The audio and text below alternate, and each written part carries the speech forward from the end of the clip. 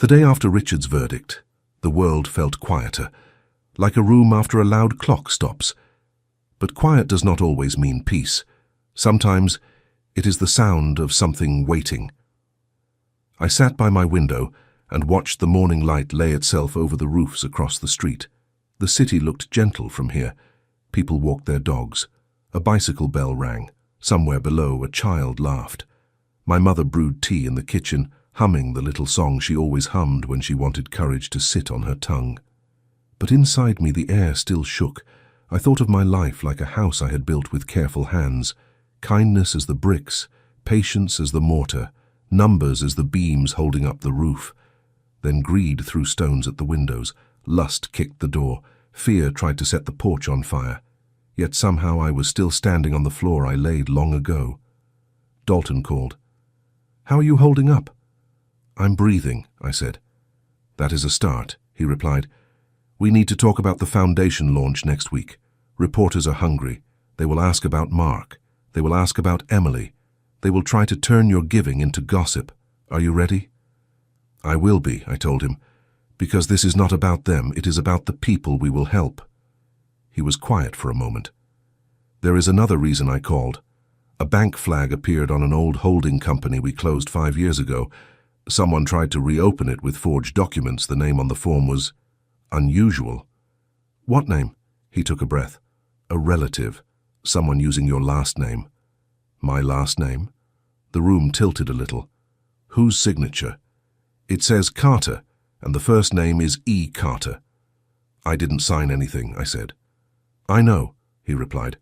"But this tells us something. Whoever is trying now knows how you move. The way you set up shells when you funded clinics quietly. The old map of your money before you drew new roads. This is not random." I pressed my palm against the window glass. It was cool and steady. "Find out who it is." "I will," he said. "But, Evelyn, be careful. Wolves do not attack alone. And while Richard sits in a cell, he left footprints. Someone is following them." After the call, my mother carried in a tray. Tea, toast, and a small bowl of papaya, like sunlight in a dish. She set it down and studied my face. "What did he say?" "That someone tried to open a door I locked long ago." She nodded. "Then we check the hinges, we check the locks, and if we must, we change the house." I smiled a little. "You always make everything sound simple." "It is simple," she said. "Not easy, but simple." We ate in quiet bites. The tea warmed my hands. The toast was crunchy and ordinary felt like medicine.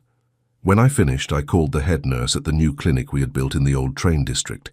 We had painted the walls soft green and hung children's drawings beside the blood pressure machines. People lined up before sunrise to see a doctor without fear of a bill. "How are we today, Ruth?" I asked. "Busy," she said, cheerful and tired at once. "We delivered a baby at 3 a.m. Her mama named her Hope." "Hope will like green walls," I said. "She already does," Ruth laughed. "When are you coming by?" "Tomorrow morning, early. I want to see the day begin." "Good," she said. "We are saving a seat at the nurse's table for you." I ended the call and leaned back. For a few minutes, the air in my chest loosened. Then the doorbell rang. My mother stood, but I shook my head. "I'll get it." I opened the door to find a package on the mat. No name, no return address, black paper, neat knot, silver ink, like the letter that sent me to the old house. My stomach tightened. Not fear exactly, but the cold you feel when a cloud covers the sun. I carried it to the table. My mother watched my hands. "Another one?" I nodded. I untied the knot. Inside, a slim black box. Inside the box, a single silver USB drive and a folded note. I opened the note. "Kindness burns slow, but money burns fast. Plug it in." My mother shook her head. "Don't." "We won't," I said. "Dalton will." I called him. He arrived within the hour with a small, sealed laptop he kept for anything dirty that should not touch the clean machines. He wore gloves. He plugged the drive in the way a doctor uses a needle, careful, ready, calm. A folder popped up. "Look," Dalton said, frowning. They want us to see this. Inside the folder, videos, each file named with numbers and dates. I felt the old anger try to return, the kind that wants to slam a door and cry behind it. But I kept my breath slow. I opened the first clip. It showed a desk. A man's hand placed a stack of papers. Another hand signed. The camera angle was high, like a smoke alarm's view. The timestamp matched the week Mark brought me the secret contract. Not Richard's office, not Emily's apartment. Somewhere else. "Play the second," my mother said. We did. It showed the same desk. A new stack of papers. The camera panned, just a little. A picture frame on a shelf. A woman smiling in a yellow dress, a lake behind her, and a small boy holding a kite. "Freeze," I said. Dalton paused and zoomed into the frame. The woman's face came into focus. Not Emily, not anyone I recognized. But on the desk, we could now see a letter opener shaped like a ship.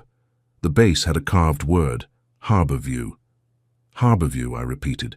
The old private offices near the river, the ones that rent floors to shell companies and one-lawyer firms. Dalton nodded slowly. And to family offices that don't want their names on the directory. "Can we pull the lease records?" I asked. "We can ask a judge," he said, "but I can also ask a friend who manages the building's Wi-Fi." He smiled without humor. "Kindness builds allies, yes, but old favors build open doors." While he made the call in the hall, my mother touched the laptop screen gently. "The woman in yellow," she whispered. "She is a clue." "Or a trap," I replied. "Both can be true," she said. Dalton returned. "We have a list of door entries for the night the first video was recorded. 4 badges. 2 belong to a small law firm that left years ago. 1 is the cleaning contractor. The last one—" He read, then looked up. "The last one is a ghost badge, issued to E. Carter." I felt the air thin for a moment. "I didn't work there. I never had a badge." "I know," he said. "Someone used your name to move like your shadow." We watched the next clip. A woman entered the frame, tall, slim, hair in a tight bun. Not Emily. She wore a grey jacket with a logo I recognized, a private wealth firm we once rejected because their fees were knives hidden under perfume. She set a thin folder on the desk and said, "He will sign. He wants to prove he can still move money. He is angry. Angry people sign." A male voice answered, low and careful. "Make sure the witness signature is clean." "Of course," she said. The camera never showed their faces clearly. But when the woman reached for a pen, a bracelet slid down her wrist. A simple silver band with a small charm shaped like a leaf. I had seen that charm before. Years ago. On the wrist of a woman who waited tables near my old office. She used to slip free muffins to children and pretend she rang them correctly so the register would match. I asked her once why she did it. "Because hungry kids don't forget kindness," she said. Her name was Lila. "Could it be her?" I asked. "People change jobs," my mother said, "but kindness leaves traces, even in wolves." I shook my head. "Or it is a trick. They want us to chase a memory while they change the lock." Dalton closed the laptop. "There's more on the drive, but we don't need to rush. Whoever sent this wants speed. Speed makes us clumsy." I nodded. "Then we walk, not run." The next morning I went to the clinic before sunrise. The air was blue and cool, the city still rubbing sleep from its eyes. Ruth met me at the door with a hug that smelled like coffee and soap. "Come see," she said. "We fixed the roof leak. The waiting chairs no longer wobble. We found a way to turn the old ticket window into a child's reading nook." She led me down the hall. The walls were gentle green, the floors clean, the lights soft. A boy in a red sweatshirt pointed at a poster with a giraffe and asked his mother, "Do they grow like that?" She smiled and said, "Yes, but with love instead of leaves." We reached the new nook. Tiny chairs, a low shelf of books, a rug with planets. On the wall, a sign in simple letters, "Quiet Place." The words tugged at something deep in me. "Quiet place," I whispered. Ruth watched my face. "You look far away." "I am near," I said. Just remembering a girl who read by candlelight and counted coins with her father. She squeezed my hand. There is a delivery for you. It arrived before dawn. I blinked. Here? She nodded and led me to the small office at the back. On the desk, a white envelope addressed to Quiet Place. No stamp. Someone had slipped it under the door. Inside, a single photograph. My mother, much younger, in her nurse uniform, holding a newborn wrapped in a blue blanket. The photo had a time stamp in the corner, my birthday. On the back, neat handwriting. Kindness is the only medicine you can give without a license. M. I smiled. Then my breath hitched. The handwriting. It matched the silver letters on the black envelopes. Sharp, careful, elegant. The same hand had written kindness for me and threats for me. M, I said softly. Not R. M. Ruth frowned. What does it mean? It means our wolf knows my mother, I said, or knows of her, and wants me to see home while they stand at the door. My phone buzzed. Dalton again. The Wi-Fi logs from Harborview arrived. The ghost badge for E. Carter pinged 3 floors that night. The law firm, the wealth office, and a small suite used by a private investigator. A PI? I asked. Yes, the suite is rented under a foundation that pays for neighborhood security projects, but the bank behind it has a board member we know. Who? He exhaled. Richard's older sister. A chill walked down my spine. He had a sister in finance. She kept her name quiet, he said. She uses only an initial in filings, M. Cole. M. I looked at the photograph again, the neat handwriting on the back, the silver ink, the letters on my black envelope. M. Dalton, I said, my voice steady. I think I found our next shadow. That evening the air pressed low and heavy as rain gathered somewhere I could not yet see. I sat with my mother on the couch. She held the baby photograph and shook her head slowly. I'm sorry my picture is in their game, she said. I never wanted my face to be a door for wolves. You are not a door, I told her. You are a wall that holds the roof when the wind is rude. She smiled. Your father would like that sentence. We were still holding the photo when the electricity flickered. Once, twice, then steadied. My phone buzzed again. A message with no name. You stood in the court and called yourself Fire. But remember, fire needs air. I am the hand that closes the windows. M. Before I could answer, a call came from the clinic. Ruth's voice trembled. We had a break-in. Nothing stolen, no one hurt. But someone left something in the Quiet Place. What? A charm, she whispered. A small silver leaf on the rug. The bracelet. The woman with the kind muffins. The leaf on a wrist that used to pour coffee for a line of tired people. We are being watched, I said. Not by many. By someone who likes to walk through kindness to leave footprints on it. I went to the clinic with a driver and 2 guards who knew how to be gentle with scared people and firm with cruel ones. The building smelled like lemon, cleaner, and the last breath of rain. In the child's nook on the planet rug lay a small silver leaf. I picked it up and felt the cold of it in my palm. Is this a warning? Ruth asked. It is a promise, I said. They want us to know they can find our quiet places. Ruth's mouth became a hard line. Then we make our quiet places stronger. We installed new cameras, not the loud kind that look like angry eyes, but the small kind that sit like quiet birds in corners. We asked 2 grandmothers from the neighborhood, women whose faces children trusted, to sit near the door and say hello to everyone who entered. People underestimate old women. Wolves do too. The next morning, Dalton called with a new edge in his voice. I served a demand for records on the wealth firm with the grey jackets. They are fighting, but they will lose. In the meantime, a private note arrived from someone inside. Inside the firm? Yes, it says their M is closing accounts before we can see them, and she is meeting someone at a lake house called Harborview Lodge at sunset. Harborview again, I said. The ship letter opener.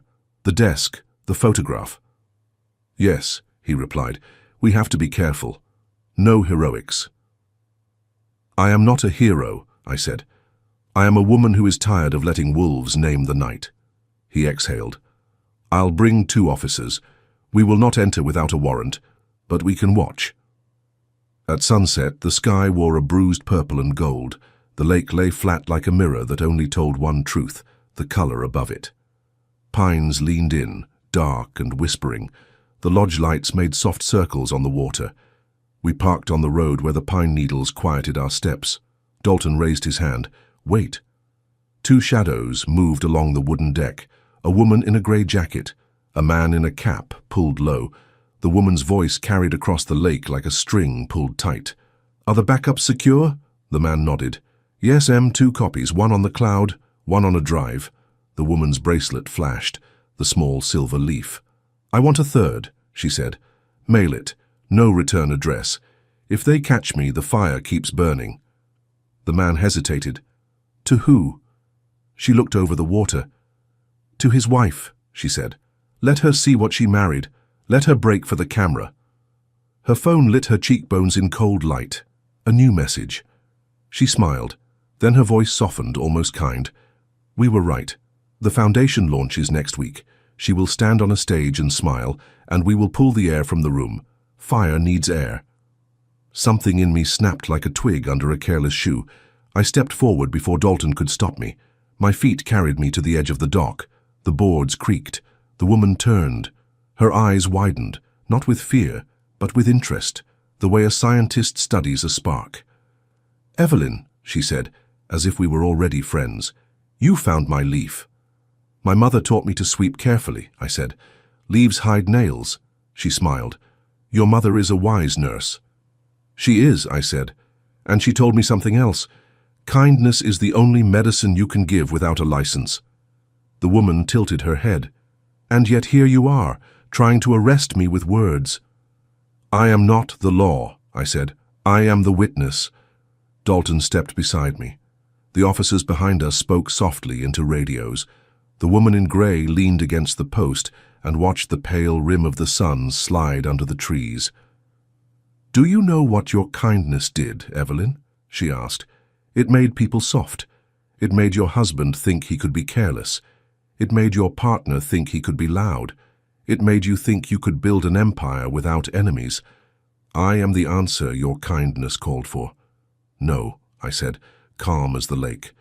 You are not an answer. You are a lesson, and lessons end. No, I said, calm as the lake. You are not an answer. You are a lesson, and lessons end. She laughed, a small, pretty sound. You will need proof. Dalton lifted a phone. We have your PI's door logs, your ghost badge, your silver leaf in our clinic, your firm's metadata. And you just named yourself on a dock that records boat numbers and faces when donors arrive for summer fundraisers. Her eyes flicked to the security pole near the boathouse. For the first time, something behind her calm moved. And one more thing, I said. You sent me my mother's photo in a nurse's uniform. You wanted me to be small again. But you forgot what happens when a nurse walks into a room. Everyone sits up. The lodge door opened. A woman stepped out, older, with the same bone structure as Richard, the same cool mouth. Her hair was silver and precise. She looked at me with eyes that measured. M, I said. You came yourself. She studied the shape of my name in the air. I came to see if the stories were true. And? You are quieter than people say, she replied. That makes you dangerous. Dalton's voice was gentle but firm. Ma'am, please step inside. We have a warrant for records and a judge waiting for your call. Her mouth twitched, not a smile, not a frown. Tell your judge I do not run, she said. I plan. She turned to go back in, then paused and looked over her shoulder. And tell your mother, she added softly, that sometimes the kind nurse has to choose which patient gets the last dose. I felt the meaning land, hard, cold. Is that a threat? I asked. It is arithmetic, she said, and disappeared into the lodge. On the drive home, the pines made tall shadows on the road, like bars across a window. My mother waited at the door with her hands pressed together, the way mothers do when prayer and worry share a chair. Well? She asked. Richard's sister, I said. Her letter is the same hand that wrote yours. She wants me to choose what hurts, my money, my name, or my people. My mother took my face in her hands. Her palms were warm. Then we choose our people. We always choose our people. I nodded. But wolves bite the closest first. That night, the Foundation's email flooded with messages that looked like support but smelled like smoke. "We love what you do," one read. "Please click to confirm your donor portal." Another, "Urgent invoice for vaccines. Pay now." A third, "Court notice attached. Dalton called our tech lead. We shut everything, then opened one clean line like a single safe door in a maze of fake ones. The lead texted me at 2 a.m. We caught them. Coordinated phishing. Comes from 3 continents, 1 clock. Someone funded a net and cast it wide." I did not sleep. I watched the dark window become grey and then gold. At dawn, my mother made akara and pap for breakfast. Even though I said toast was fine, she said warriors need proper food. While we ate, Ruth sent a photo from the clinic. 2 grandmothers at the door, their chairs pulled close, knitting and smiling at every person who entered.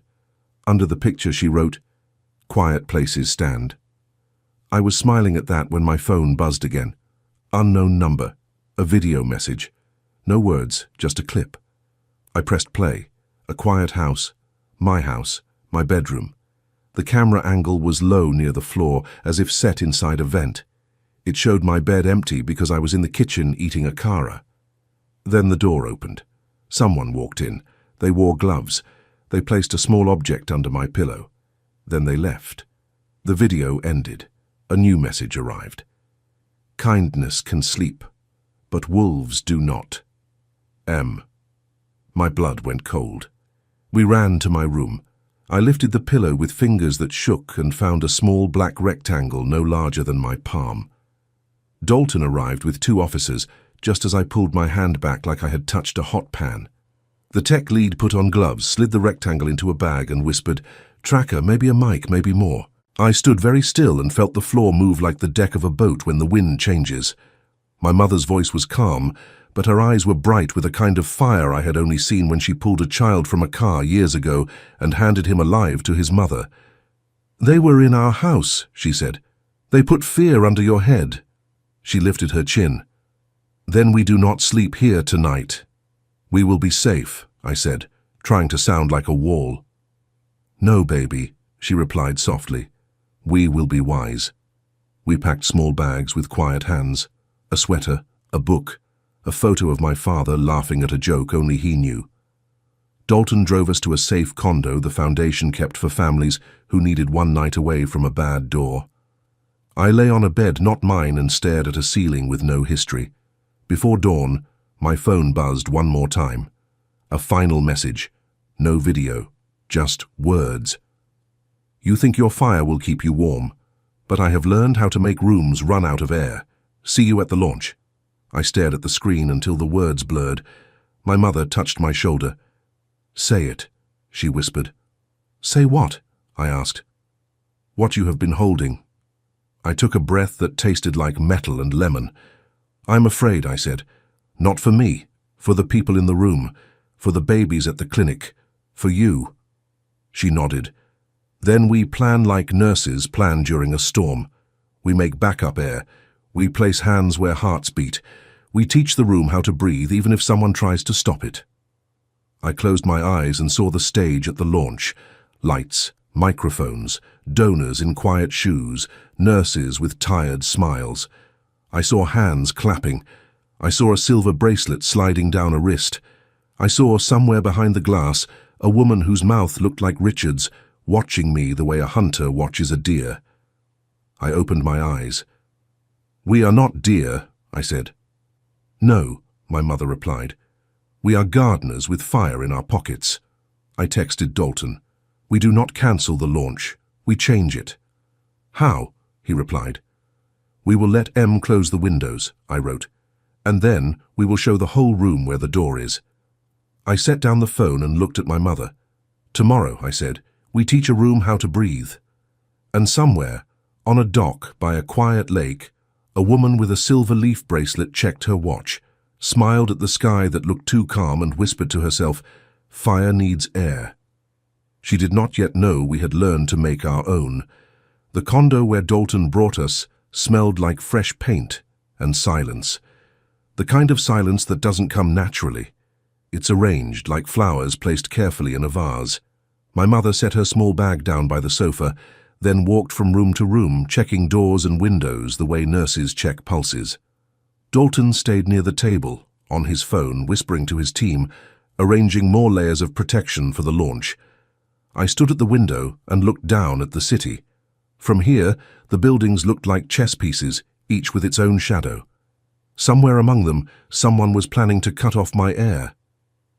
M, Richard's sister, the woman with the silver leaf. She thought she was clever enough to make me choke on my own fire, but I had learned something. Fear does not kill you. It sharpens you.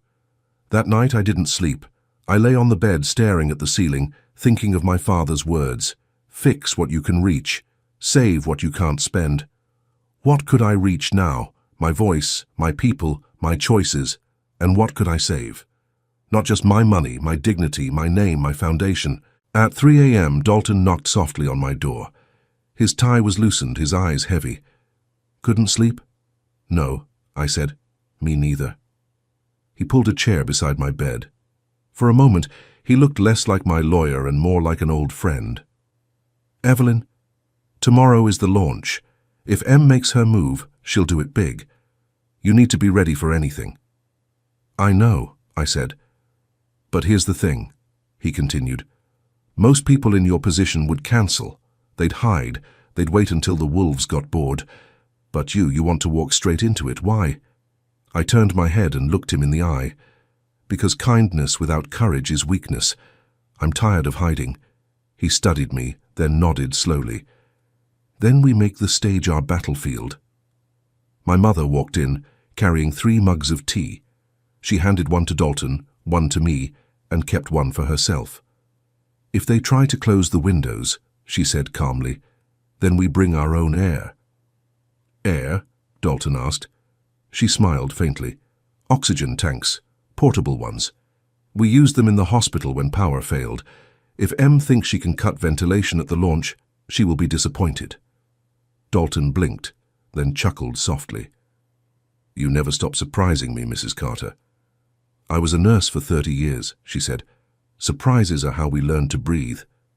I held the warm mug in my hands, and for the first time since this storm began, I felt something close to peace, not safety, not victory, but peace, the kind you find in knowing you are not alone. By morning, the condo buzzed with quiet preparation. Dalton's team came in and out carrying cases, laptops, wires. My mother made breakfast for everyone. Eggs, yam, fried plantain, because warriors, she said, don't fight on empty stomachs. Even the officers smiled as they ate, their guns resting against the wall while the smell of frying plantain filled the air. At 10 a.m., a black car pulled up outside the condo. Reporters had already gathered, their cameras flashing like lightning. They shouted my name, their voices overlapping like waves. Mrs. Carter, are you afraid for your safety? Are you meeting the mastermind today? Will the foundation still open? I stepped into the car with my mother at my side. I didn't answer their questions. My silence was my armor. The ride to the convention hall felt long and short at the same time. My heart beat fast, but my face was calm. As we pulled up, I saw the banners hanging outside the glass doors. Carter Foundation Launch, Building Kindness, Building Futures. Inside, the hall buzzed with people.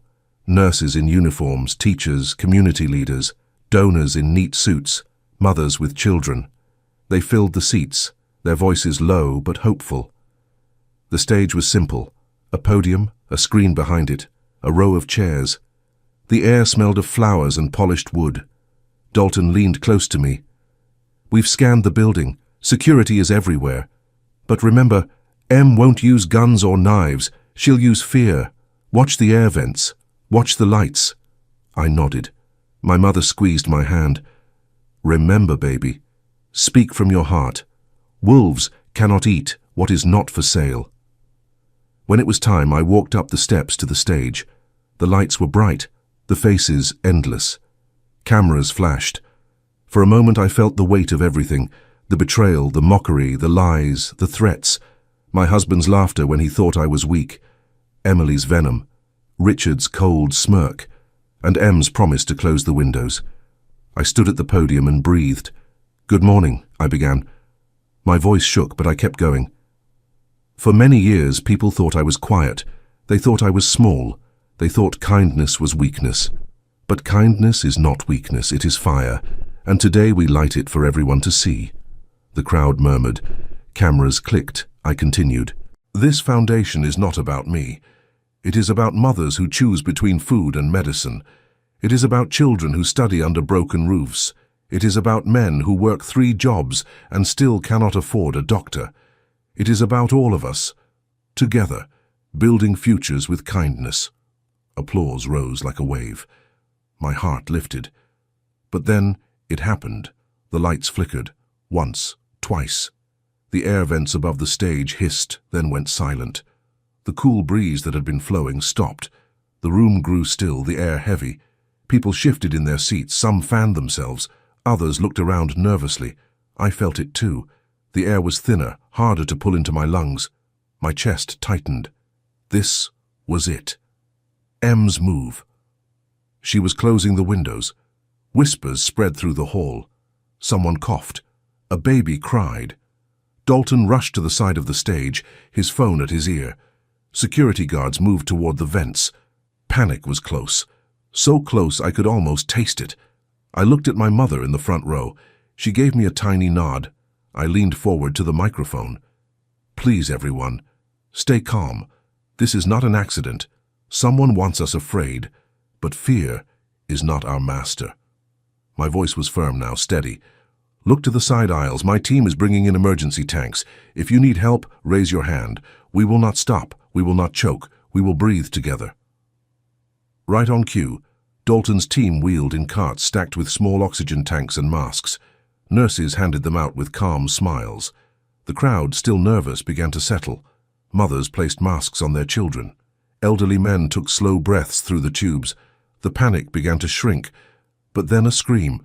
From the back of the hall, a woman in a grey jacket stood up, holding her phone high.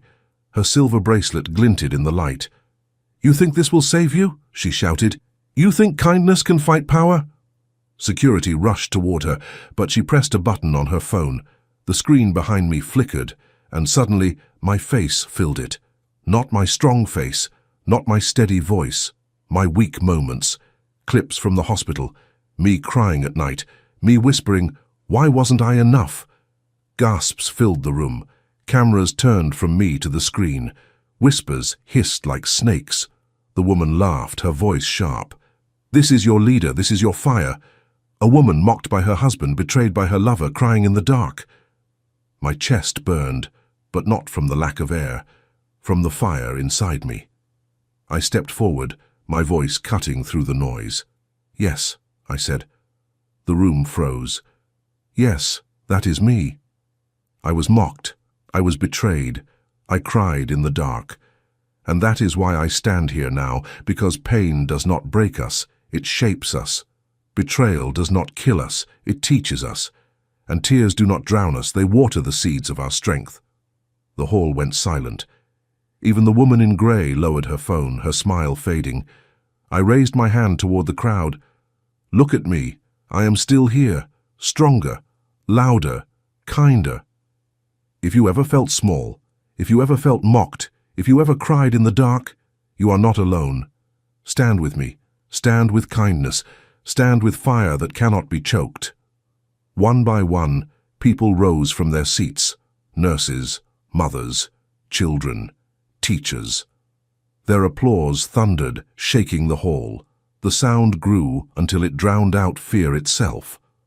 The woman in grey shouted, "No! No!" But security grabbed her, pulling her out as she thrashed and screamed. Her bracelet clattered to the floor. Dalton rushed to my side. "The system is coming back online. Ventilation restored." Cool air flowed again. The light steadied. The crowd cheered louder. I looked at them, at the faces lifted toward me, and I felt stronger than I ever had before. But just as I opened my mouth to continue, my phone buzzed on the podium. A new message. I glanced down. It was from an unknown number. "Nice speech, Evelyn, but did you forget? Wolves hunt in packs. Look behind you." My blood ran cold. I turned my head slowly and saw a shadow moving on the screen behind me. A face. Not Richard, not Emily, not the woman in grey, someone else, someone I knew, someone I never thought would betray me. The hall roared with applause, but I couldn't hear it anymore. My eyes were locked on the screen behind me. The shadowy face looked out at me through the flickering feed, a face I knew as well as my own. For a moment, my lungs forgot how to work. My chest ached, my fingers gripped the podium. Because the face was not Emily's, not Richard's, not the woman with the silver bracelet. It was my brother, Samuel, the brother I had loved since childhood, the boy who once walked me to school barefoot so I wouldn't step on the sharp stones, the young man who told me, "Don't cry, Evelyn. One day we'll be rich enough to buy shoes for the whole village." And now his face glowed on the screen as the words scrolled across the bottom in bold letters, "The real Carter behind the fortune." Gasps spread through the audience. Cameras swung back to me, hungry for reaction. I felt the ground sway beneath my feet. My mother in the front row gripped the armrest of her chair so tightly her knuckles whitened. Dalton's face drained of colour. And then the video began to play. It showed Samuel standing at a podium somewhere else, some cheap hall with peeling paint and a microphone that screeched when he spoke. He looked older than I remembered, his face lined, his hair streaked with grey, his voice carried, shaky but loud. "My sister Evelyn thinks she is the saint of kindness," he said, his voice sharp. "But she didn't build her empire alone. She built it on my back, on my sweat, on my ideas. While she sat in quiet rooms, I was out making deals, bringing contacts, taking risks. And when the money came, she cut me out." The crowd in our hall murmured. The reporters scribbled furiously. My heart pounded against my ribs. On the screen, Samuel leaned closer to the microphone. His eyes blazed with anger. "She pretends to be humble, but she is a thief. She is no better than the wolves she warns you about. She stole from her own blood. From me." The feed cut out. The hall erupted. Reporters shouted. Donors whispered. A nurse in the back row stood up and asked loudly, "Is it true, Evelyn? Did you steal from your own brother?" Dalton stepped toward the podium, his hand raised. "Everyone calm down. This footage is doctored. It is—" But I lifted my hand and stopped him. "No," I said quietly. "Let me speak." The hall grew still again. All eyes were on me. My throat burned, but I forced my voice to steady. "Yes," I said slowly. "I have a brother. His name is Samuel, and once long ago we dreamed together. We dreamed of a life bigger than the muddy road that led to school. We dreamed of shoes, of books, of a table where food never ran out." I paused, swallowing hard. But Samuel chose a different road. He loved shortcuts. He loved risk. He loved promises that glittered but could not last. And when I chose the slower path, the patient path, he laughed at me. He said I was too small, too quiet, too careful. Murmurs rippled through the crowd. My mother stood, her voice strong.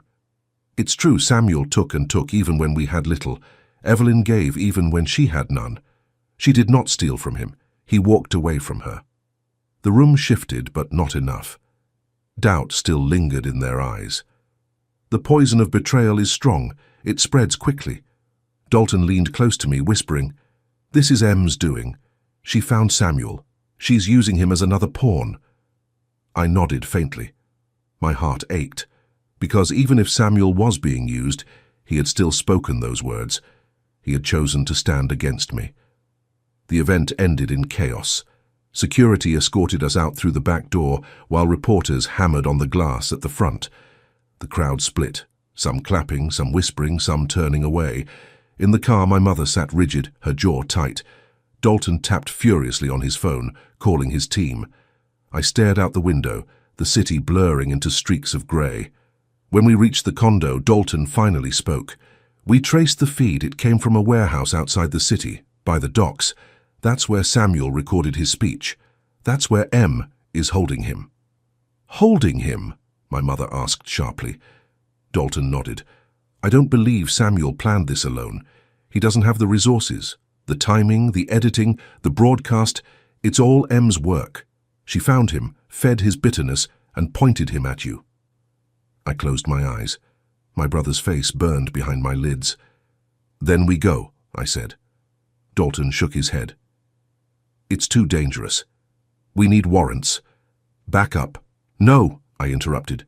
"If we wait, Em will twist him further. She will make him hate me more. She will use him as her weapon. He is my brother. I have to face him."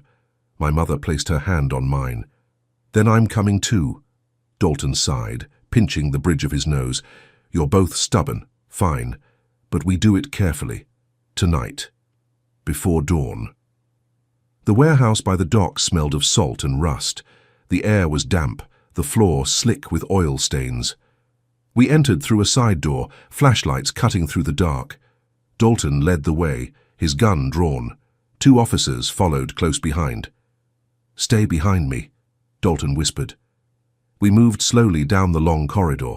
The sound of water lapping against the docks echoed through the metal walls. And then we heard voices. We crept closer. Through a crack in a half-open door I saw them. Samuel, sitting on a chair, his face in his hands, and across from him, Monsieur Richard's sister, tall, elegant, her silver bracelet gleaming under the dim light. "You did well today," she said smoothly. "The footage spread everywhere. People doubt her now. That's all we need." Samuel looked up, his face tired. "I didn't want to do it this way. She's my sister." Em's voice sharpened. "Your sister stole from you. She humiliated you. Do you think she would have given you a cent if you hadn't forced her hand?" "She gave to others," he muttered. "Hospitals, schools. Maybe she would have—" "Maybe," Em snapped. "She has $750 million, Samuel. And what do you have? Nothing. She took the life you deserved. You deserve revenge. You deserve her throne." My heart clenched. My poor brother. He was caught in her web, torn between anger and memory. I pushed the door open. "Samuel," I said softly. He jerked his head up, his eyes widened. "Evelyn?" Em spun around, her lips curling into a smile. "Well, well, the Queen herself arrives." Dalton and the officers rushed in behind me, guns raised. "Hands where we can see them." Em raised her hands slowly, but her smile didn't falter. "Oh, I expected you. I wanted you to come. Family reunions are so touching." Samuel stood, his face pale. "Evelyn, I didn't mean for it to be like this. She said you left me behind." I stepped closer, ignoring Em's smirk. "Samuel, listen to me. I never left you. You walked away. You chose the fast road, the easy money. I begged you to stay, I begged you to build with me, but you turned your back." His eyes filled with tears. "I thought you didn't need me. I always needed you," I whispered. "Not for money, for family, for love. But you chose greed, and now look where it brought you." Em laughed softly. "Touching, truly, but it's too late. The world saw his words. The seed of doubt is planted, and seeds, dear Evelyn, always grow." Dalton stepped forward. "You're under arrest, Em. Enough games." But before he could move, Em pressed a small device in her hand. A sharp beep filled the air. Suddenly the floor shook. Smoke began pouring from vents in the ceiling. Alarms blared. "Bomb!" one officer shouted. Chaos erupted. Dalton grabbed my arm, pulling me toward the door. My mother clutched Samuel's hand, dragging him along. The smoke thickened, stinging my eyes. Behind us, Em's laughter echoed through the warehouse. "You think you can trap me? Wolves do not live in cages." We stumbled out into the cold night air as sirens wailed in the distance. Fire trucks, police cars, they swarmed the docks. The warehouse glowed orange inside as flames licked the windows. I coughed, clutching my chest. Samuel dropped to his knees, his face streaked with soot and tears. "I'm sorry," he sobbed. "I didn't know she would do this. I didn't know—" I knelt beside him, my heart torn. "It's not too late, Samuel. But you must choose now. Me or her." His lips trembled. His eyes darted between me and the burning warehouse where Em's shadow still moved. I don't know," he whispered. And then, from inside the flames, Em's voice rang out clear. "Choose, Samuel, blood or fortune." The fire roared louder, and the night held its breath. The fire painted the night sky red, the smoke curling upward like black snakes against the stars. Sirens wailed, men shouted, water hoses hissed, but all I could hear was M's voice echoing from inside the burning warehouse. "Choose, Samuel, blood or fortune." My brother knelt on the dock, his face lit by the orange glow. His eyes darted between me and the flames, his chest heaving like a man drowning on dry land. Dalton barked orders at the officers. "Sweep the perimeter. She may have an escape route." The men scattered, their flashlights slicing through the smoke. My mother dropped to her knees beside Samuel, gripping his shoulders. "Look at me, son." Her voice was sharp, but it trembled. "You are not a child anymore. You cannot hide behind excuses. Look at your sister. Look at what you are about to throw away." Samuel's lips quivered. "She said Evelyn betrayed me. She said I was the forgotten one, the useless one." His voice cracked. "She made me believe it." I stepped closer, my throat tight. "And you believed her, because part of you wanted to, because it was easier to blame me than to face your own choices. But Samuel, think, has Em ever given you anything real? Has she fed you? Has she clothed you? Has she loved you? No. She used you, the same way she used Emily, the same way she used Mark." His eyes filled with tears. I don't know what's true anymore." I knelt beside him, my hand brushing his soot-stained cheek. "Then listen to your heart. Not your anger, not her lies. Your heart knows me. It knows I am your sister. It knows I never stopped loving you, even when you walked away." For a moment his face softened. His shoulders sagged. I thought he might finally see. But then the warehouse doors burst open. Out staggered Em, her grey jacket torn, her silver bracelet catching the firelight. She coughed, waved away the smoke, then straightened. Even with ash streaking her face, she looked untouchable. 2 officers rushed toward her, but she raised the small device in her hand again. "One more step," she hissed, "and this whole dock goes up." They froze. She turned her gaze on Samuel. "Don't listen to her sweet words. She left you behind once. She will leave you again. But me? I will make you powerful. You want proof?" She reached into her jacket and pulled out a folder, tossing it onto the dock. Papers spilled out, fluttering in the wind. Samuel snatched them up, his hands shaking. He scanned the top page, then looked at me, betrayal flashing again in his eyes. "What is this, Evelyn?" he demanded.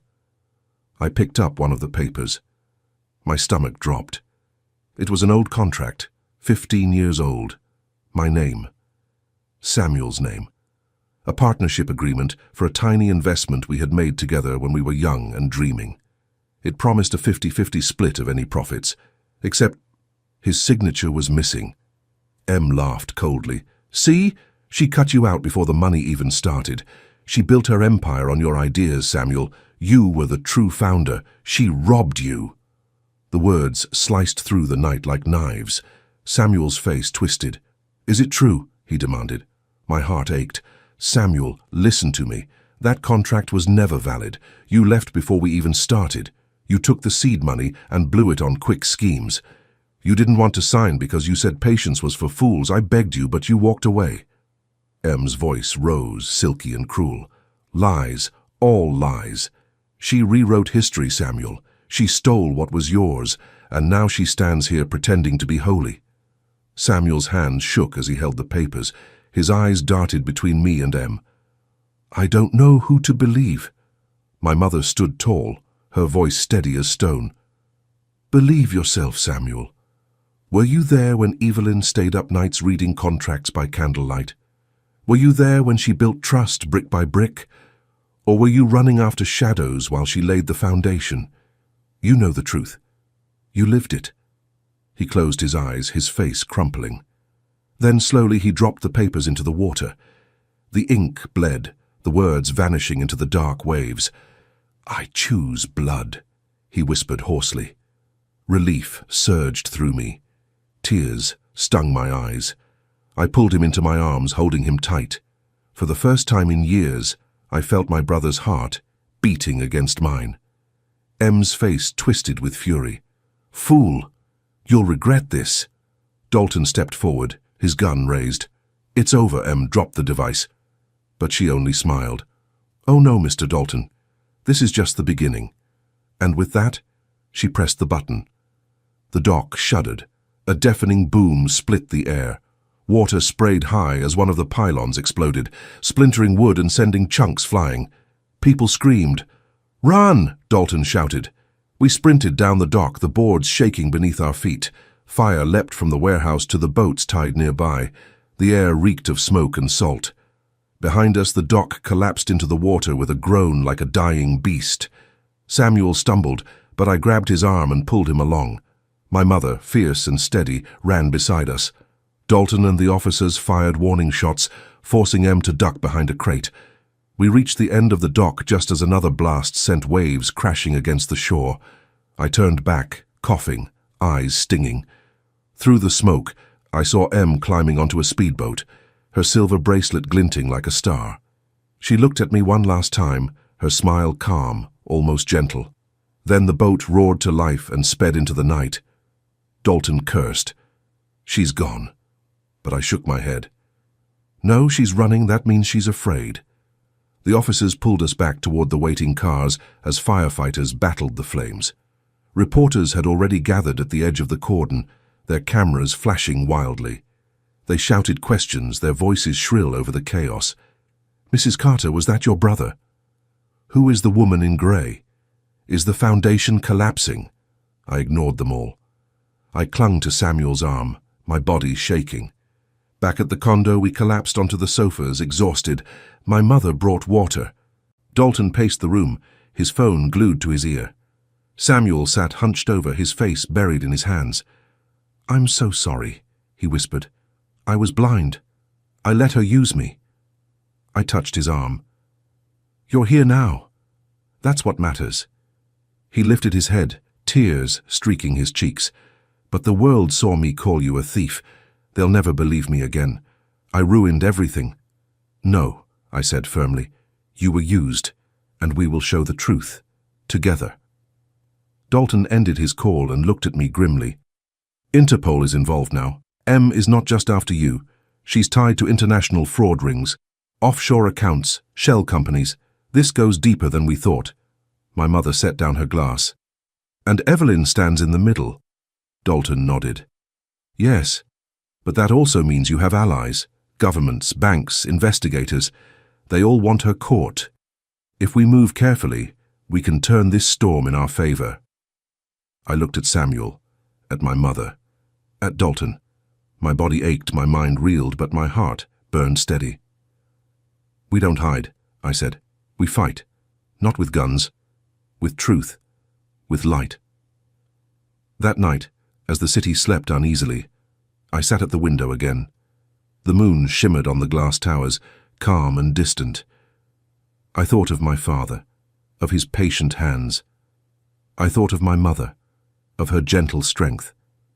I thought of Samuel, broken but trying to rise again.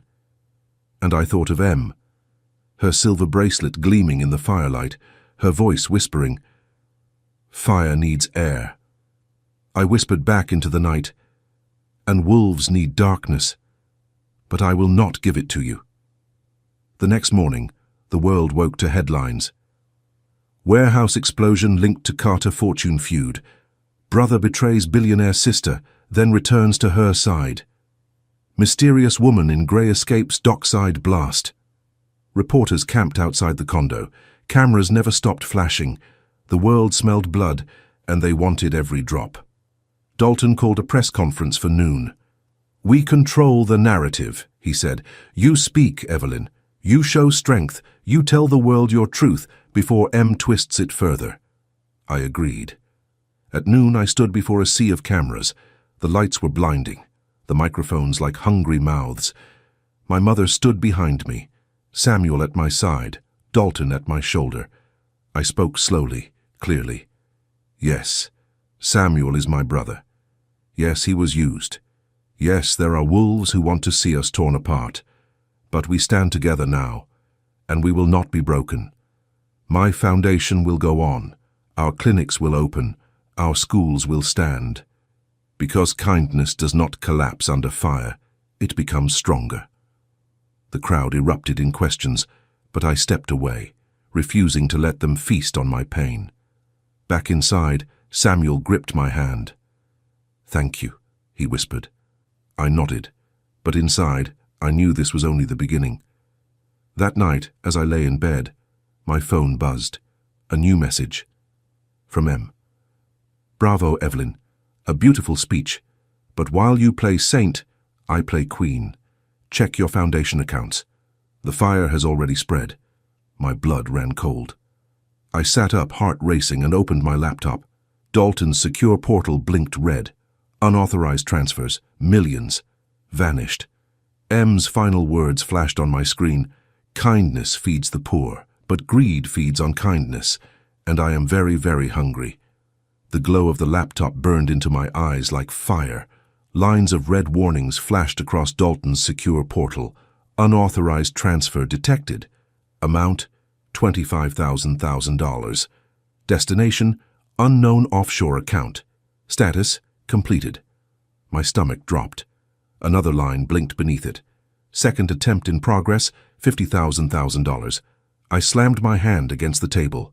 "No!" Dalton rushed into the room, tie askew, his phone pressed to his ear. "I just got the alert. We're trying to freeze it. The system's being overridden from multiple points. She's bouncing through servers in 5 countries. She planned this." Samuel appeared in the doorway, pale, his hair damp with sweat. "What's happening?" "She's bleeding us," Dalton snapped. "Piece by piece, she's draining the Foundation's launch funds. If she succeeds, Evelyn's name will be ruined before the clinics even open. People will think she mismanaged everything." I clenched my fists. "She's trying to kill the idea of kindness. If the money disappears, people will stop believing. That's her real goal." My mother entered quietly, her face calm but stern. "Then stop her. If you cannot stop her, outthink her." Dalton's phone buzzed again. He barked into it, pacing. "Shut down the servers. Freeze every outgoing transfer. I don't care if it means locking the donors out for now. Stop the bleeding." He ended the call, his jaw tight. "We may recover some, but not all." "How much?" I asked. He hesitated. "So far, 25 million gone. Another 50 is pending." Samuel groaned, sinking into a chair. "This is my fault. I brought her close. She knew everything because of me." I shook my head. "No, Samuel, you were a door, but she built the storm long before you opened it. Don't take her sins on yourself." He buried his face in his hands. Dalton adjusted his glasses, turning back to me. "We have 2 options. 1, we try to shut her out completely.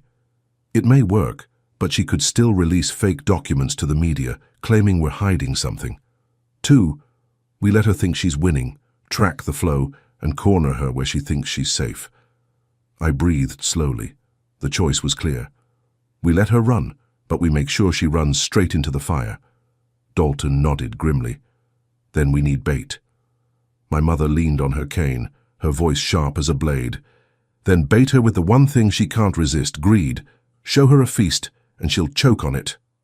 By dawn, Dalton's team had prepared the trap. They created a shadow account in my name, fattened with a fake transfer of $200 million. On the surface, it looked real, buried in the Foundation system, hidden but not hidden well enough. A perfect temptation. Dalton explained the plan at the table, his finger tapping a map of interconnected servers. "Once she bites, the signal will bounce through her tunnels, but we've set a trace in the bait account, like a dye in the bloodstream. We'll see exactly where her real server is, no matter how many countries she hides behind."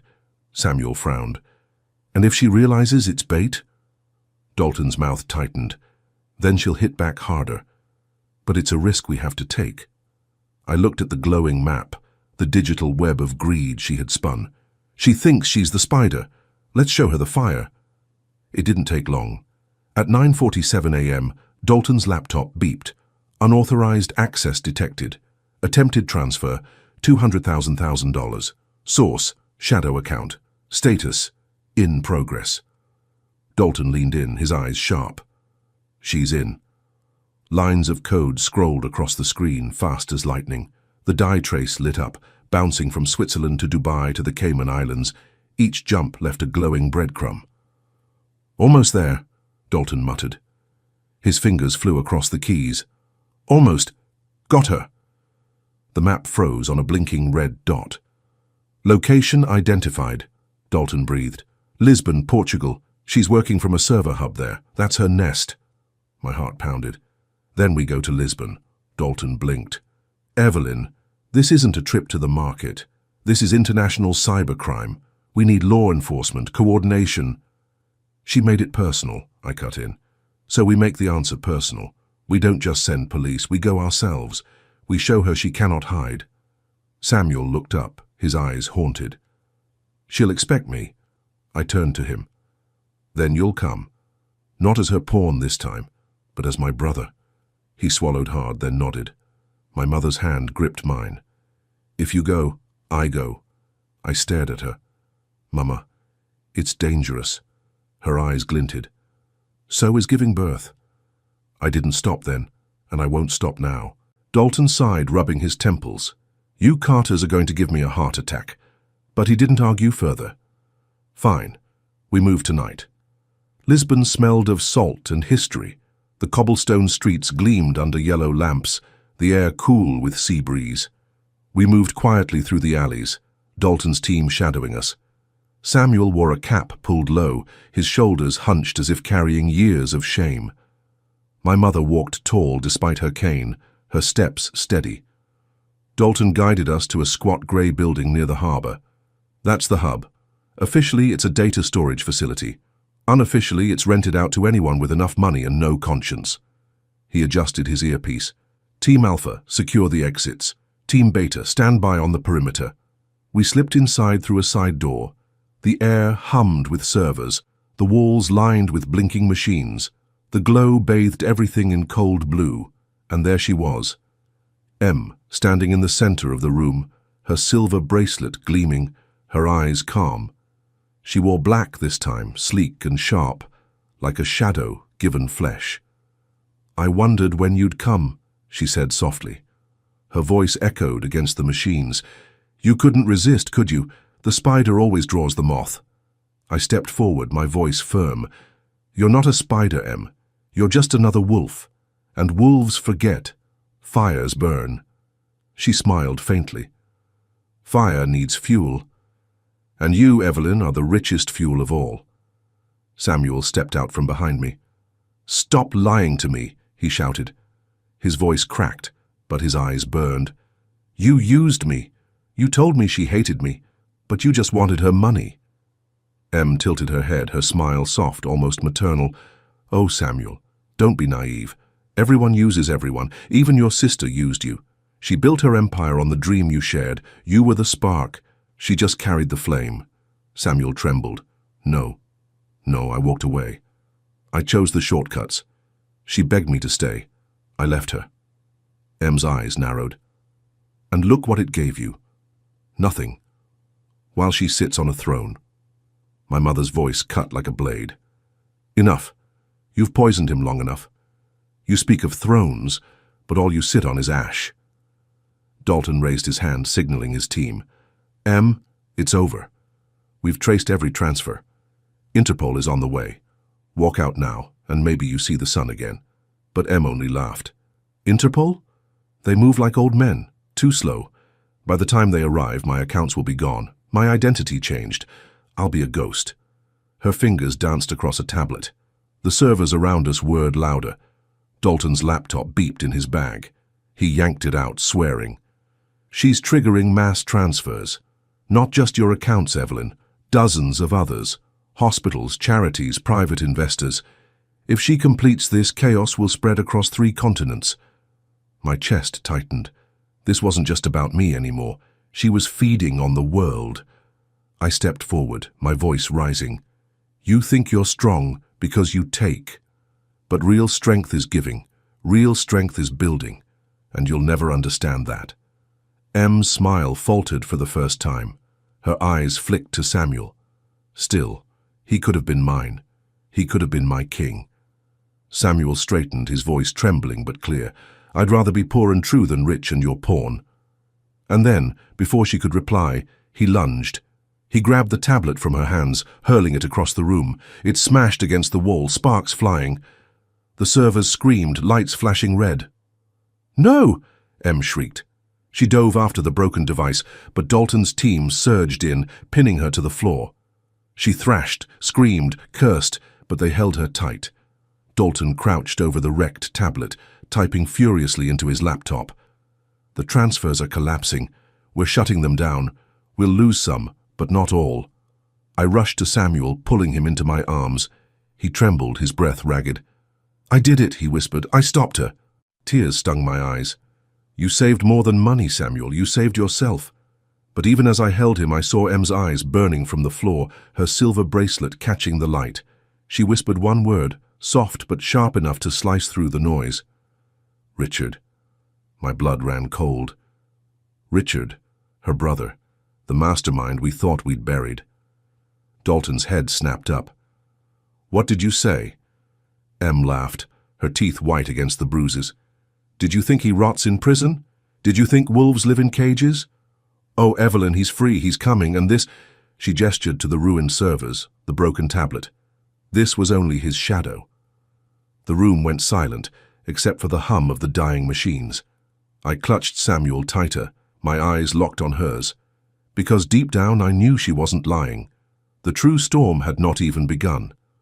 The room vibrated with the low hum of failing servers, their red lights blinking like dying stars. Em lay pinned to the ground, her silver bracelet catching faint glimmers in the chaos. Her laugh was sharp and cold, cutting deeper than the smoke in my lungs. "You really thought Richard was finished," she spat. "You really thought a man like him would rot in a cell. Wolves don't stay caged, they hunt. And now, Evelyn, he's hunting you." Dalton tightened his grip on her arm. "Where is he?" His voice was low, dangerous. Em smirked, blood on her lip. "Closer than you think." Samuel shivered beside me, his shoulders trembling. "She's lying," he whispered.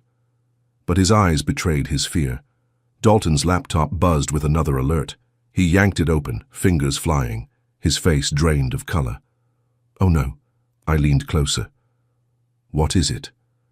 He turned the screen toward me. A live feed flickered across it, grainy security footage from the Foundation's headquarters back home. The building was dark, but in the glow of flashlights shadows moved through the halls, men in masks, dozens of them, and at the center of it all, walking calmly as though he owned the world, was Richard. My breath caught. He looked older, yes, his hair streaked with more gray, his face hardened by prison, but his posture was the same. Upright, confident, untouchable.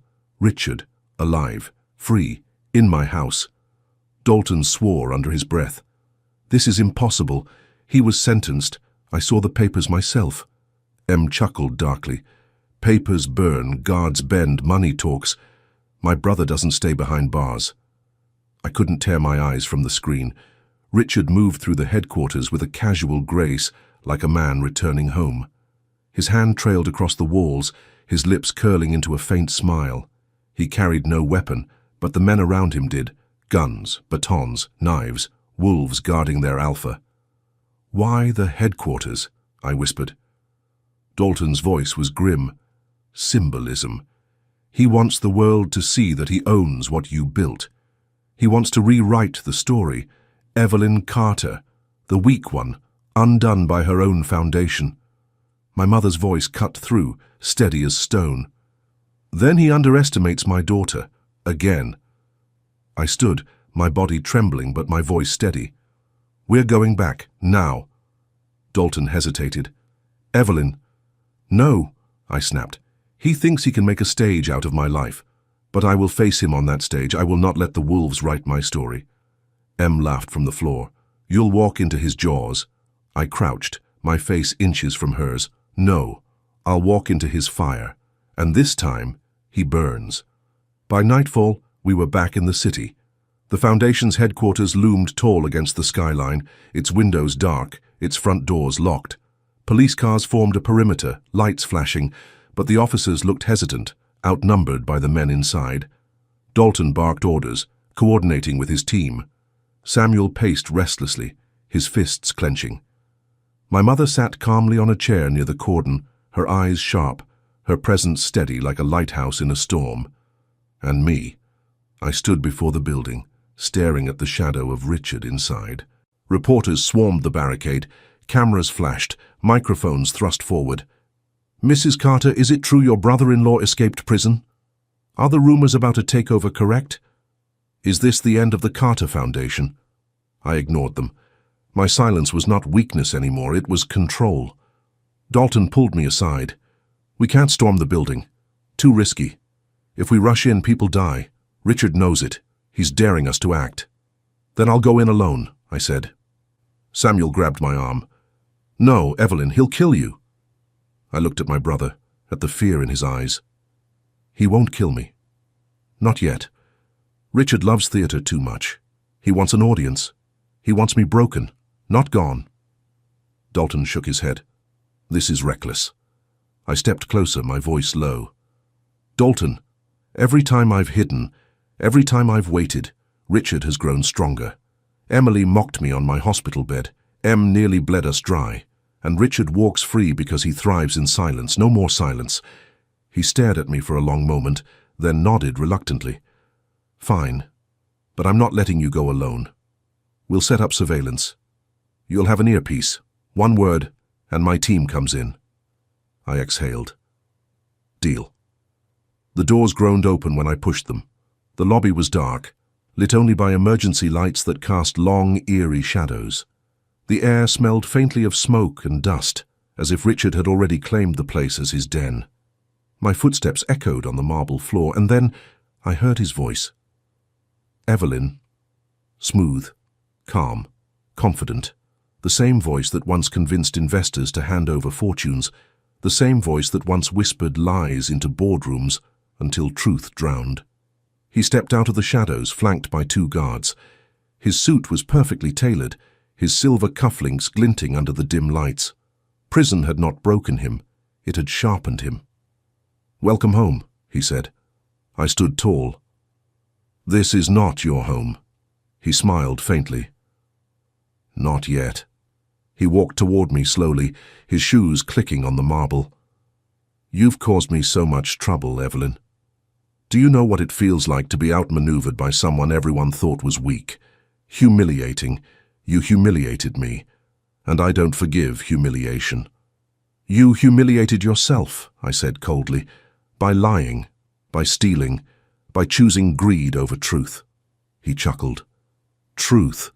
Truth is what people believe, and right now half the world believes you betrayed your brother, hoarded billions, and built your empire on lies. They don't need proof. They only need doubt, and I've given them plenty." I clenched my fists. "You'll never win." He tilted his head, his smile widening. "Haven't I already? Emily ruined your marriage. Em nearly destroyed your foundation. Your brother turned on you. Piece by piece, Evelyn, I've dismantled your little empire of kindness, and tonight," he gestured around the lobby, "I finish the job." "By stealing my foundation?" I spat. "Not stealing," he said calmly. "Claiming. You built this on the illusion of kindness. I'll rebuild it on the truth of power. People don't want saints, Evelyn, they want kings, and I—" He spread his arms, his voice rising. "I am their king." Anger burned in my chest, but beneath it, something stronger rose. Not rage, not fear, clarity. "You're wrong," I said softly. His smile faltered. "What?" "You're wrong," I repeated louder now. "People don't want kings. They don't want thrones built on fear. They want hope. They want hands that lift them, not claws that tear them down. You think you can destroy me by showing my tears, by mocking my pain. But Richard, you don't understand. My tears are my power, my scars are my crown." The lobby echoed with my words. Richard's jaw tightened, his eyes darkened. "You sound like our father," he sneered. "Always talking about kindness, always broke, always small. I promised myself I would never be like him, and you chose his path. That makes you weak." I stepped closer, my chin high. "No, Richard. That makes me strong, because kindness doesn't rot in prison cells. Kindness doesn't need guards with guns. Kindness survives storms, and I am still standing." His face twisted with rage. For the first time, his calm cracked. He stepped back and snapped his fingers. The guards raised their guns. "Then let's see if kindness stops bullets," he hissed. I froze, my heart hammering. Dalton's voice crackled in my earpiece. "Say the word, Evelyn, we'll breach." But before I could answer, Samuel's voice rang out from the shadows. "Stop!" He ran into the lobby, my mother behind him, her cane tapping like a drumbeat. Samuel spread his arms wide, standing between me and Richard. His voice shook, but it carried. "If you shoot her, you shoot me too." Richard blinked. "Samuel," my brother's voice rose, "you used me. You poisoned me. You made me doubt my own sister, but no more. I choose her. I choose blood. I choose truth." My mother's voice followed, strong and steady. "And I choose my daughter. Richard, you have no family here. No throne. No crown. Only ashes." The lobby went silent. Richard's guards hesitated, their guns wavering. They looked at Samuel, at my mother, at me, at the unity he had tried so hard to break.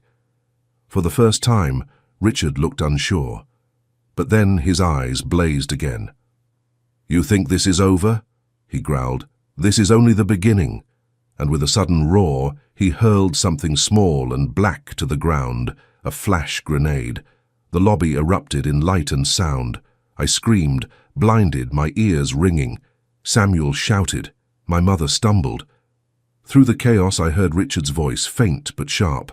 "Wolves don't die, Evelyn. They only change their hunt." And then, silence. When my vision cleared, he was gone. The lobby still smelled of gunpowder and marble dust. My ears rang. My vision blurred, but I forced myself to stand. The floor was littered with shattered glass, the faint smoke of the grenade still hanging in the air. Samuel leaned against the wall, coughing, while my mother clutched her cane but stood tall, her eyes scanning the chaos like a hawk. Richard was gone. Dalton rushed in with his team seconds later, weapons drawn. "Evelyn!" He grabbed my arm, checking my face. "Are you hurt?" "I'm fine," I said, though my chest ached with every breath. "But he's gone." Dalton swore under his breath. His men fanned out, sweeping the building. He must have had an exit planned, a tunnel, a roof drop, something. He never improvises without an escape. I staggered toward the shattered front doors, staring at the flashing police lights outside. Reporters shouted questions, cameras still rolling. To them, I probably looked broken, hair disheveled, face pale, clothes smeared with ash. But inside me something else burned. Richard had escaped, yes. But for the first time I had seen him rattled. He had lost his calm, lost his mask. He was desperate, and desperate wolves made mistakes. Samuel came to my side, his voice trembling. "He's too strong, Evelyn. He has men, money, connections. He'll always be one step ahead." I turned to him, gripping his arm. "Not always. He's not ahead right now. He ran. That means we hit back before he steadies." Dalton's earpiece crackled. "We've got something," one of his men reported. Traffic cam caught a convoy leaving the back service road, SUVs, tinted windows, headed west. Dalton looked at me. "That's him." "Then we follow," I said. Dalton frowned. "Evelyn, no, he's not running blind. He's leading us somewhere, a trap." "Then let him," I said firmly, "because this time I'll be ready." The convoy led us out of the city, through winding roads that cut into the hills. The night sky stretched above us, heavy with clouds, the moon a pale scar. Dalton drove at the front, his men in 2 vehicles behind. I sat in the passenger seat, my mother and Samuel in the back. Dalton glanced at me. "You know he's baiting you, right?" "I know," I said, "but wolves only show their den when they think you're too afraid to enter. He wants me to see it. Fine, I'll see it, and then I'll burn it." Samuel shifted nervously. "What if he kills us the moment we arrive?" I turned to him. "Then we don't arrive afraid." We followed the convoy to a sprawling estate perched on the edge of a cliff overlooking the ocean. The waves crashed far below, their thunder rising like drums. The house was a fortress of glass and steel, its windows glowing faintly against the night. The convoy pulled into a gated courtyard. Dalton killed our headlights, parking 100 yards away behind the cover of trees. His men spread out, weapons ready. "We need to move carefully," Dalton whispered. If we go in loud, we'll be cut down before we reach the door. I stared at the glowing house, my jaw tight. He wants me inside. Then that's where I'll go. My mother touched my arm. Evelyn, don't underestimate him. He knows your heart. He'll try to use it against you again. I nodded slowly. Then I won't bring just my heart. I'll bring the fire too. We slipped through the trees, the crash of the waves masking our footsteps. Dalton's men disabled the outer cameras with silent precision. Within minutes, we were crouched at the edge of the courtyard, staring at the massive glass doors that led into the house. Inside, shadows moved. Laughter echoed faintly. Richard's voice carried above the rest. I clenched my fists. Dalton signaled his men. On my mark. But before he could count, the glass doors swung open. Richard stepped out onto the balcony, a glass of red wine in his hand. He was smiling, calm, confident. I was wondering when you'd arrive, he called, his voice carrying easily over the crashing waves. You're predictable, Evelyn. Brave, yes, but predictable. Dalton cursed under his breath. We'd been seen. Richard raised his glass in a mock toast. Come in, all of you. No need for shadows. This is a family gathering, after all. The doors behind him opened wider. Men in suits stepped aside, revealing a long dining table set with silver dishes, candles flickering.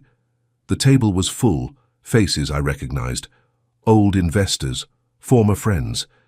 Even one or two board members who had resigned after Emily's scandal. They were all here with him. Richard spread his arms. Welcome to the new order, the Carter Foundation reborn, not as a charity for beggars, but as a dynasty for leaders. Sit with me, Evelyn, break bread with me, and maybe I'll let you keep a piece of what you built. I felt Samuel stiffen beside me. He's building his own kingdom. No, I whispered. He's staging a play. Dalton leaned close. We can storm it now, take him while he's distracted. I shook my head. No, that's what he wants. If we storm, it looks like violence. If I walk in, it looks like choice. My mother's voice was steady. Then walk in, but walk in as who you are, not who he wants you to be. I rose slowly, stepping into the courtyard. Richard's men stiffened, their guns ready, but Richard raised a hand. Let her through. The doors closed behind me. The dining hall smelled of roasted meat and expensive wine. Candles cast golden light across polished glass. The guests sat in silence, their eyes darting between me and Richard. Richard gestured grandly to the chair at his right. Sit, Evelyn, tonight is history. I didn't move. What is this? He smiled. A demonstration. The world thinks you're the face of kindness. Tonight they'll see the truth. You're the face of weakness. You'll either sit and join me, or you'll refuse and prove to everyone that you're too fragile to protect what's yours. Whispers rippled down the table. Some faces looked curious, others guilty, others hungry. Richard leaned closer, his smile sharp. Choose, Evelyn. Be my partner, or be my downfall. Either way, the story is mine. I stared at him. The man who had haunted my nights, poisoned my family, twisted everything I built. He wanted to trap me in his theater, to make me play his script. I took a deep breath, my voice steady. No, Richard. The story is mine. He blinked. I turned to the table, raising my voice. Every one of you sitting here, look at yourselves. You came for wealth, for promises of power. But what did Richard ever build? Nothing. He steals. He destroys. He feeds on what others make. That's not leadership, that's rot. The room went silent. Richard's face darkened. Careful. I didn't stop. You want kings? Fine. But kings without compassion fall. Kings without loyalty rot. Kings without truth burn. And I will not burn with you, Richard. The guests shifted uncomfortably. Some lowered their eyes. Richard slammed his glass down, wine spilling like blood. Enough, he roared. You think your words can undo me. You think kindness will save you here? His men drew their guns. And then, Dalton's voice crackled in my earpiece. Now! The windows shattered as his team stormed in. Smoke filled the room. Shouts, gunfire, chaos. Guests screamed and ducked under the table. Richard grabbed my arm, dragging me close, his eyes blazing. "You can't kill a wolf, Evelyn. You can only feed him. And you've fed me well." I yanked free, my voice sharp. "Then choke on it." Dalton's men closed in, guns trained. Richard raised his hand slowly, his smile returning even as they surrounded him. "You've won a skirmish," he said softly. "But wars are longer, and I am very patient." The officers cuffed him, dragging him toward the shattered doors, but as he passed me he leaned close, his whisper sharp as a knife. "Check your mother's phone." My blood ran cold. I turned to Mama. She frowned, pulling her old cell from her pocket. The screen lit up with a single notification, a video. With trembling hands, she opened it. On the screen was a live feed of a dark room. Children, at least a dozen of them, crying softly, tied to chairs. A masked guard stood behind them. Richard's voice played over the feed. "Kindness makes easy hostages." The phone slipped from my mother's hands. My knees weakened. My heart pounded like thunder. Because Richard hadn't just come for me. He had taken the children from one of my foundation's clinics, and now he held them as ransom. The phone lay shattered on the marble floor, its screen cracked but still glowing. The faint cries of children leaked through the speaker, piercing sharper than any knife. My body turned to stone, my mother's face drained of color. Samuel whispered a broken prayer under his breath. Richard smirked as the officers dragged him toward the doors, his wrists cuffed. "What will you do now, Evelyn? Sign more papers, make more speeches? The world doesn't need your kindness, it needs control, and I have it." I lunged forward, grabbing his collar, my face inches from his. "Where are they?" He smiled faintly, his voice calm as ever. "Safe for now, but safety has a price." Dalton pulled me back, fury in his eyes. "Don't give him what he wants, he's bluffing." But I shook my head. "No, Richard never bluffs with children. He knows that's the one line even wolves won't cross. That's why he crossed it, to show he's different." Samuel stepped closer, his voice trembling. "Then we pay him. Whatever he wants, Evelyn, just save them." Richard chuckled, tilting his head toward my brother. "Ah, Samuel. Always the emotional one. Always willing to bleed for nothing." "Shut up," Samuel snapped, his voice breaking. I closed my eyes, my mind racing. Every lesson my parents had taught me flickered through my head. Be kind, pay attention, save what you can't spend. When I opened my eyes, the fire inside me was steady. "You'll never win, Richard," I said softly. "Not tonight, not with them." His smile faltered, just for a second. Dalton leaned close, whispering in my ear. "We have a trace on the feed. It's bouncing through proxies, but if we buy time, we can pin down the location." "Then stall him," I whispered back. The dining hall was chaos. Guests scrambled. Police barked orders. Dalton's team secured the perimeter. But in the center of it all stood Richard, calm even in handcuffs, his smile sharp. I faced him again, my voice louder, steadier. "Tell me your price, Richard." He raised a brow. "Finally, a reasonable question." He nodded toward the shattered phone. "Transfer everything, every last cent of your fortune, 2 accounts. You'll find the numbers in a message waiting on your system. Do it before dawn, and the children walk free. Refuse, and they disappear into the ocean. Simple." Gasps rippled through the remaining guests. My mother gripped her cane so tightly her knuckles turned white. "Evelyn," Dalton whispered urgently, "don't agree. Give me 10 minutes. The trace is narrowing." I lifted my chin, staring Richard in the eyes. "You want everything? Fine, but you'll get it my way." His eyes glinted with amusement. "And what way is that?" I stepped closer, lowering my voice so only he could hear. "You think I'm afraid to lose money? I'm not. I put a fail-safe in years ago. If anyone forces my hand, the accounts collapse. Not into your hands, not into mine, but into the foundations. The schools, the clinics, the shelters, you'll be left with smoke."